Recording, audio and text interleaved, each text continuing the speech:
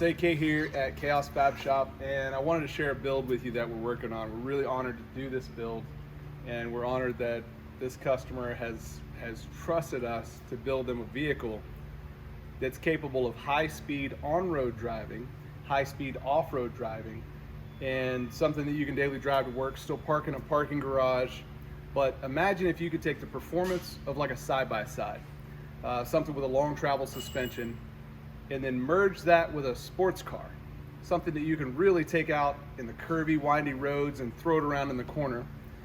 And then also combine that with not just a two-wheel drive sports car, but combine that with a all-wheel drive sports car, like a Subaru or something. And then combine that with a Jeep, and everything that everybody loves about a Jeep. And one of the things that most people complain about on a Jeep is that they're not the best to drive, especially if it's a lifted Jeep. A lot of times you hear, well, it's a lifted Jeep, it's supposed to drive horrible. What's wrong with you? That's just how they are. It doesn't have to be the case. This is an example of that. The vehicles that we build here, I'll show you why they drive so well. So starting off at the front, on one of our Chaos Elite builds, this is our bumper. Now this is a bumper that we built, well, it's a bumper that I built for my Jeep because I wanted a high clearance bumper that would allow me to protect my winch, protect the radiator, protect the lights. Whenever I'm out at the off-road park and I'm clearing trails, I want to mow down trees. I don't want to get out and get a chainsaw out and cut down every tree that I see. So I use these to mow down the trees and to clear trail. Now the other thing that we use it for is that this winch line is designed, disengaged, to come out and go over the top of this bar and down around the axle of another vehicle, and it will lift the vehicle off the ground for changing tires. I don't know about y'all, but every time I have a flat, I'm never on a flat concrete parkway, road, pavement. I'm always on the side of a hill somewhere, and it's usually muddy, it's usually rocky, and it's not really somewhere that I want to put a high lift jack and secure a vehicle up in the air. Anytime that we end up using a high lift jack on the side of a mountain, we have to get 2 to 3 winches to stabilize the vehicle anyway to make it safe enough to actually jack the vehicle up. So the way that we've built our bumper is that this supports the weight of it. This is DOM tubing that comes back and ties in here with gussets, and we cut off the frame horns of the bumper, and then it's held on with grade 8 bolts. It makes it strong enough to support the weight of another vehicle. So now if we have a flat tire, in about 1.5 minutes we have it changed, and this is one of the things that I really like about our bumpers, and none of us carry high lift jacks anymore. None of us carry any jacks anymore. We just use our bumpers. The other reason that it's designed like this is so that if you take a hit here or slide into a tree here, it transfers the load over to the opposite side. I've seen so many bumpers that if you slightly bump something, that's it. The bumper it's done.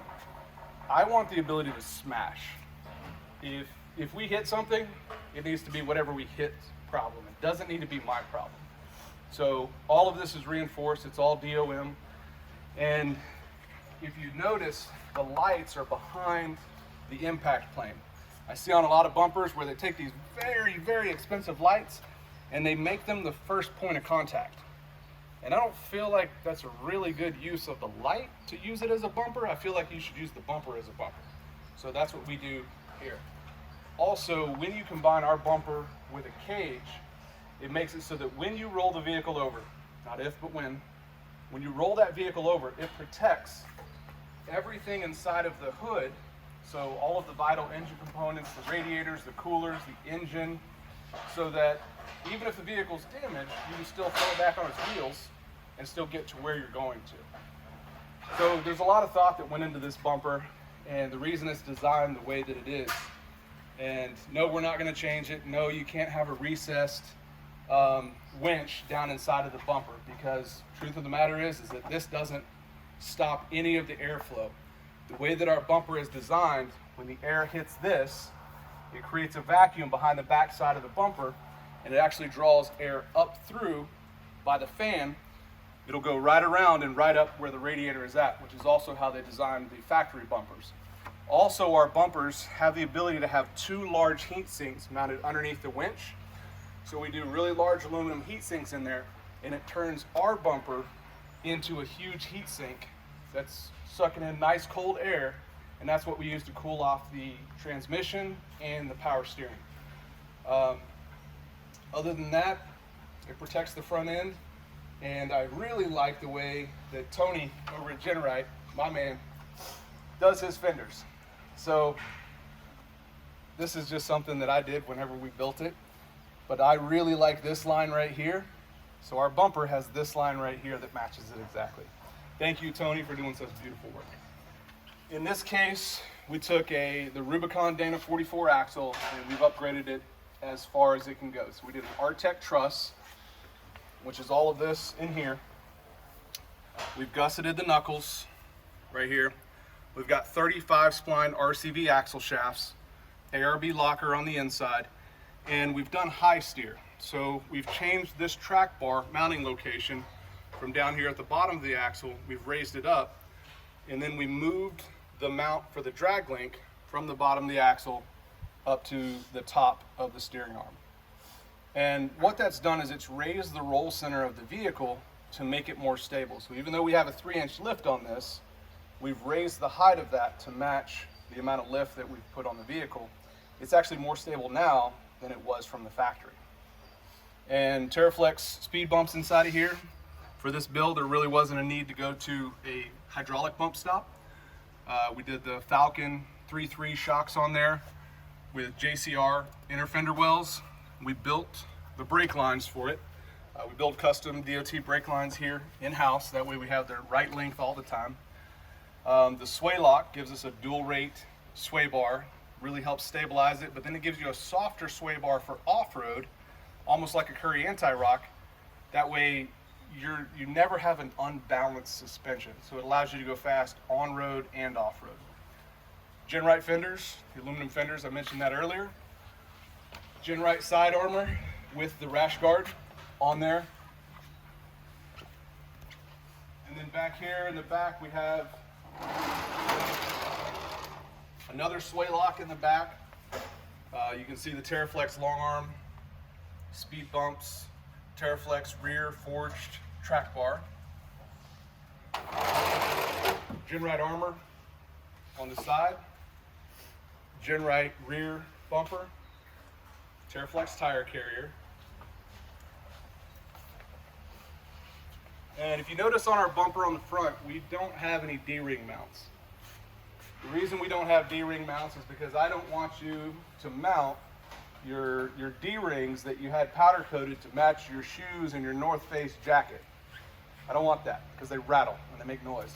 And we use soft shackles on all of our stuff. So soft shackles will go around any of those tubes.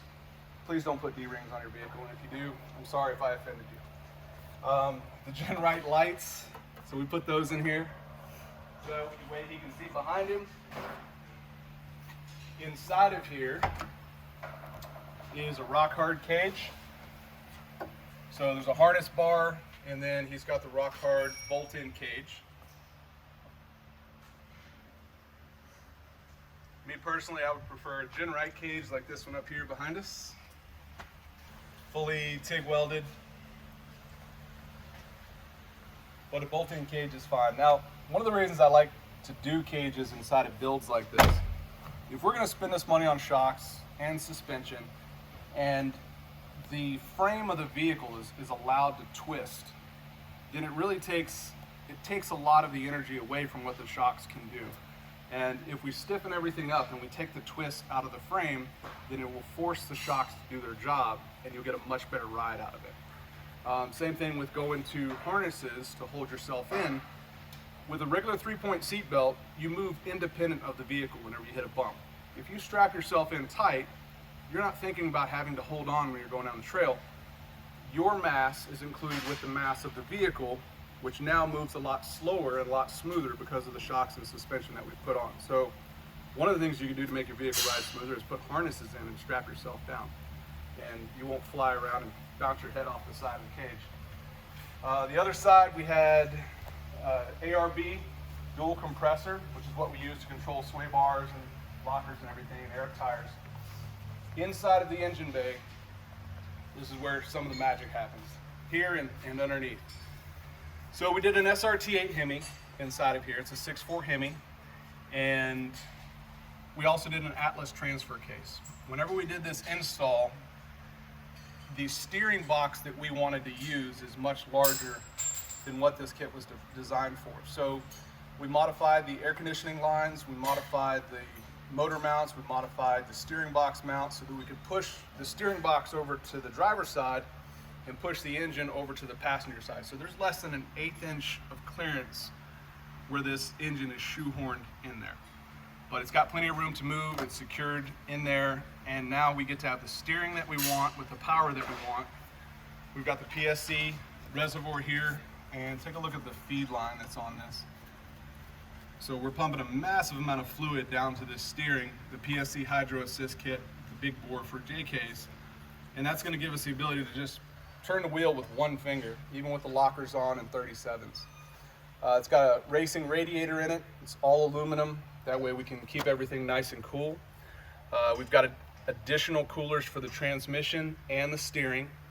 That way when you really want to send it and you really want to go fast, you don't have to worry about your fluids overheating and starting to boil and fail.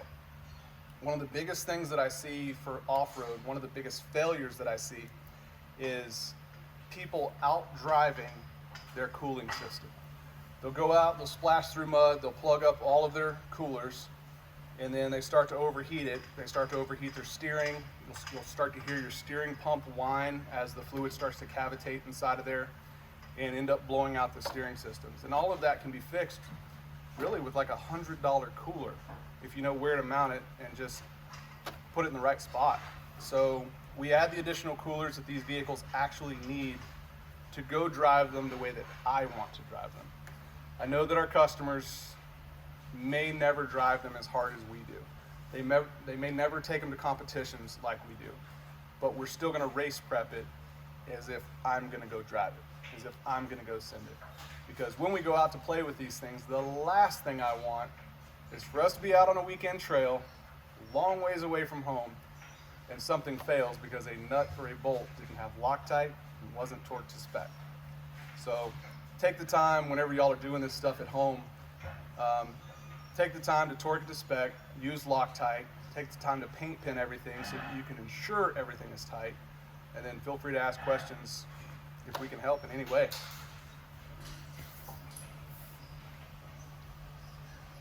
Let's go underneath.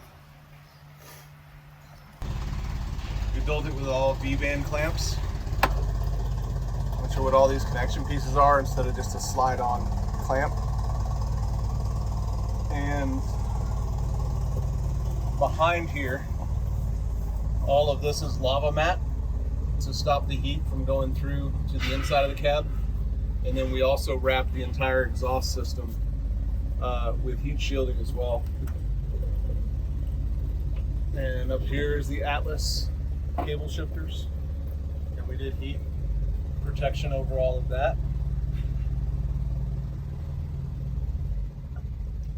Brand new Atlas transfer case in there. We did 1350 output yokes, so 1-ton output yokes there. All new cross member out of quarter wall, so that way it's strong enough to support the weight of the vehicle and gives us a place to mount that Artec skid plates.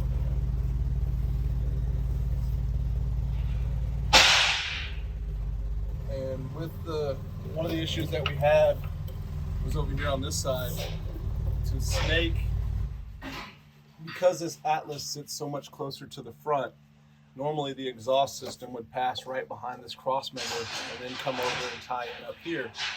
But the Atlas is pushed so far forward that we had to reroute the exhaust system and bring it over, have it come together behind the Atlas. And you can see the V-band clamps on the other side. On the passenger side where the exhaust comes out.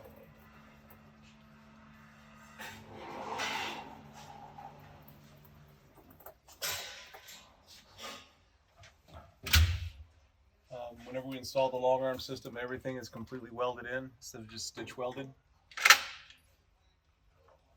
So it's made to go abuse and beat on. And this much lava mat, I mean, it runs all the way to the outer edges in here. Whenever we took the body off to install the engine is when we did the lava mat and everything inside there.